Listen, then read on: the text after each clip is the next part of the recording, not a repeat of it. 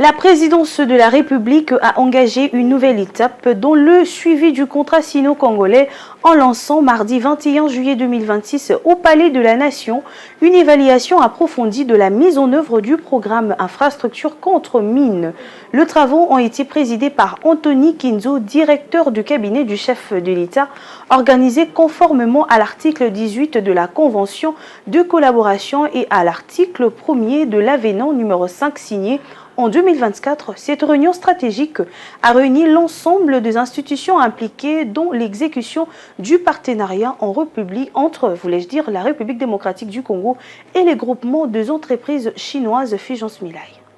Cette rencontre a permis d'arrêter la méthodologie de l'évaluation qui se déroulera du 23 juillet à mi-août 2026. La mission aura pour objectif d'examiner l'état d'avancement du programme, d'évaluer les infrastructures réalisées, d'identifier les difficultés rencontrées dans l'exécution des projets et de proposer des pistes d'amélioration afin d'assurer une mise en œuvre plus efficace des engagements pris par les deux parties. En prit part à cette première séance de travail, le représentant de l'agence de pilotage, des coordinations et des suivis de la convention de collaboration, de la GECAMINE, de l'agence congolaise de grands travaux, de la primature, ainsi que du ministère des Finances, des infrastructures et des mines. À cette occasion, le directeur général de la PCC a rappelé que les contrats sino-congolais a permis la réalisation de plusieurs infrastructures d'envergure, parmi lesquelles la rocade de Kinshasa, la route nationale numéro 1, la route Kialambambouji et plusieurs autres ouvrages structurants.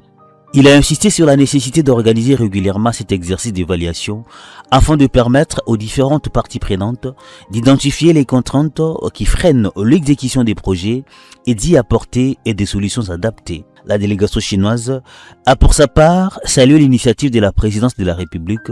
estimant que cette évaluation offrira l'occasion de présenter de manière objective les contributions de chaque partenaire, le résultat obtenu dans le cadre de cette coopération, ainsi que les défis qui subsistent pour accélérer la réalisation des infrastructures prévues.